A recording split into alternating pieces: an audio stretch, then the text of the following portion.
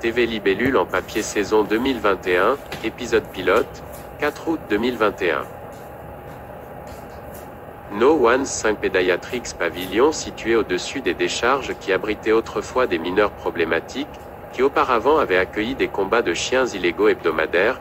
Avant cela, le comté ne comptait que 150 lits d'hôpital psychiatrique. Peu de temps après la guerre du Vietnam, ses habitants voulaient remplir ce cratère massif avec quelque chose. Trash était une réponse raisonnable et rationnelle à l'époque.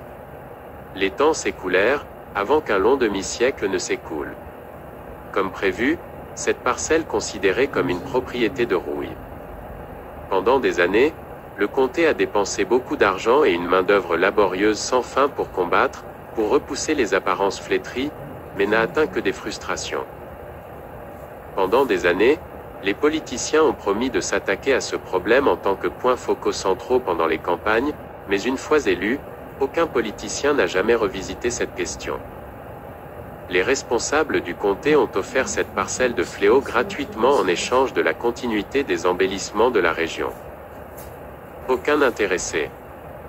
L'année où le président Reagan a été réélu, des groupes d'investisseurs et des entreprises de construction se sont aventurés et ont construit des pavillons médicaux multifonctionnels pour enfants à plusieurs niveaux. Après de nombreux retards et revers, il a ouvert ses portes et les affaires dans les cliniques pédiatriques ont prospéré. Dans son centre le plus situé, se trouvent des cliniques de pédiatrie, de psychiatrie et de psychologie. Les cliniques structurées selon un modèle cyclique. Tida, une fillette de 8 ans au teint châtain clair, aux longs cheveux noirs, aux yeux marrons, au nez retroussé et aux traits du visage des plus attrayants. Elle se tenait debout à près de 4 pieds. Son rendez-vous avec le docteur Maria Hernandez a été repoussé de 30 minutes. La réceptionniste a diverti l'un des jeunes patients de la clinique. Vendredi tard midi. À l'extérieur, les conditions météorologiques ont incité nos futurs élèves de 8e à quitter immédiatement l'intérieur. Soleil à 85 degrés accompagné des douces brises de zéphyr. Un ciel clair et ultra bleu avec de maigres nuages blancs et gonflés dispersés dans tout le cosmos avec un espace apparu plus haut que d'habitude. L'orphelin Dudley était assis à ma droite. Dudley, un Indien indigène et des latinos avec de longs cheveux noirs entrelacés, des pommettes hautes, mince et debout à 5 pieds 3 pouces et vêtu d'un vieux tee, un short de bain et des tongs, a lu le catalogue de l'école. Pendant environ 15 minutes, il n'avait pas fait n'importe quel son. Il marmonnait périodiquement. Le baron Duke, un gamin blanc millionnaire avec les cheveux blonds les plus courts et les yeux les plus bleus, mince et se tenait debout à 5 pieds 4 pouces, s'assit à ma gauche et le lut aussi. Il n'avait pas beaucoup parlé non plus. Jamais de bonnes nouvelles quand les deux n'ont fait aucun commentaire. Nous nous connaissions depuis l'âge d'or de la prématernelle, nous pouvions lire les langages corporels des autres. Dudley marmonna, Caleb. Baron dit quelque chose doucement. La réceptionniste a fait quelque chose d'humour et a ri de bon cœur. Tida la regarda d'un air absent. D'autres jeunes patients la regardaient aussi distraitement. L'artiste s'arrêta, analysa son auditoire. Elle analysa d'abord la réaction silencieuse de Tida. Ensuite, elle étudia les retours inexprimés d'autres patients.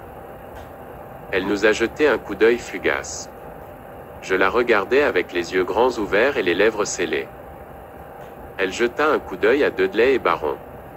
Ni l'un ni l'autre ne prêta attention à elle. Elle s'est levée puis a essuyé la sueur sur son front avec le dos de sa main puis a dit « Audience difficile ». Le docteur Hernandez a appelé Tida. Une réceptionniste a escorté ma sœur cadette à son rendez-vous. Samedi avant le début officiel de l'école, un groupe d'entre nous s'est réuni au parc aquatique Enchanted, entrée gratuite pour les élèves jusqu'aux lycéens. Aux entrées, nous faisions la queue aux côtés d'autres élèves d'autres écoles du district. Beaucoup d'étudiants et d'accompagnateurs remplissaient ces vastes espaces de stationnement. Des autobus scolaires, des fourgonnettes affrétées et d'autres types de véhicules ont également rempli ces places de stationnement. De plus en plus d'étudiants et d'accompagnateurs faisaient la queue à toutes ces entrées. Des bus supplémentaires, des voitures familiales, des fourgonnettes et des bus affrétés ont rempli tous les espaces disponibles et se sont déversés sur les zones herbeuses et les allées. Beaucoup de vélos et de planches à roulettes regroupés dans quelques zones les plus proches des portes d'entrée. Baron chaperonné sur limousine et majordome. Dudley et moi sommes montés sur nos vélos. Nous nous sommes rencontrés à l'arrière de la masse des gens. Nous nous sommes salués à coups de poing puis avons fait la queue derrière les autres. Nos autres camarades de classe étaient parmi d'autres masses d'amateurs du parc. Les conditions météorologiques les plus proches de l'acceptable, mais se sont rapprochées d'un territoire faisable. À 8 heures du matin, la température atteint 70 degrés avec un courant d'air modéré. Nuages matinaux dispersés dans l'atmosphère. Des brises soleil sont apparues dans l'hémisphère oriental. Là-bas, cette portion particulière était éclairée de couleur orange clair, il semblait qu'un feu de camp était érigé. Les mouvements et les bruits de bedlam des participants les plus animés venaient de toutes les directions. Les plus jeunes ont fait preuve de vitalité. Les plus âgés affichaient de la sérénité. Les chaperons ont démontré des capacités multitâches. Les employés de parc ont aidé et donné des conseils. Tout le monde de toutes les directions a contribué au pandémonium de mouvements et de bruit dans le parc aquatique enchanté. Mes parents ont emmené Tida et mon frère aîné Seth, un lycéen et ma sœur aînée Siakim, un étudiant en 2e année pour voir nos grands-parents. J'ai choisi de ne pas y aller pour plusieurs raisons. Toutes les énigmes morales de mes grands-parents ont évolué autour de Tida et moi. Ils prétendaient que je traitais ma sœur cadette comme si elle était ma fille, ils ont affirmé que Tida avait besoin d'un amour dur et non de sympathie. Mes parents ont accepté. Seth et Siakim étaient des jokers sur des sujets uniquement alignés sur leurs humeurs. Un jour, ils ont soutenu l'idéologie de nos grands-parents et un jour, ils n'auraient pas pu être plus en désaccord avec moi.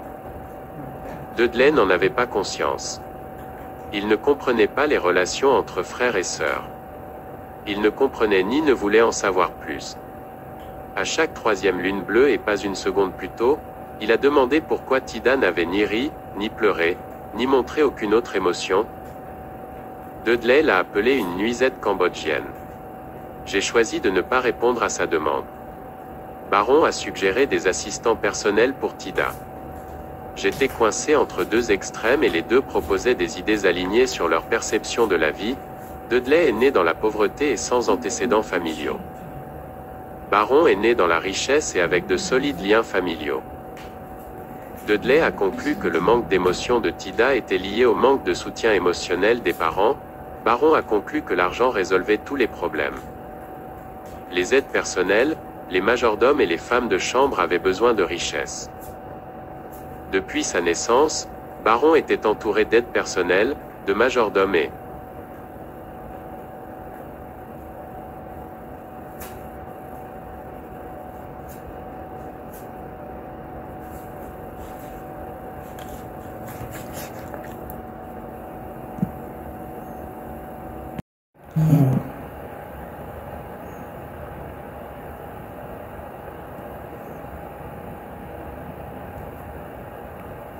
TV Libellule en papier saison 2021, épisode pilote, 4 août 2021. No One's 5 Pédiatrics Pavilion situé au-dessus des décharges qui abritaient autrefois des mineurs problématiques, qui auparavant avaient accueilli des combats de chiens illégaux hebdomadaires. Avant cela, le comté ne comptait que 150 lits d'hôpital psychiatrique. Peu de temps après la guerre du Vietnam, ses habitants voulaient remplir ce cratère massif avec quelque chose. Trash était une réponse raisonnable et rationnelle à l'époque. Les temps s'écoulèrent, avant qu'un long demi-siècle ne s'écoule. Comme prévu, cette parcelle considérée comme une propriété de rouille. Pendant des années, le comté a dépensé beaucoup d'argent et une main-d'œuvre laborieuse sans fin pour combattre, pour repousser les apparences flétries, mais n'a atteint que des frustrations. Pendant des années, les politiciens ont promis de s'attaquer à ce problème.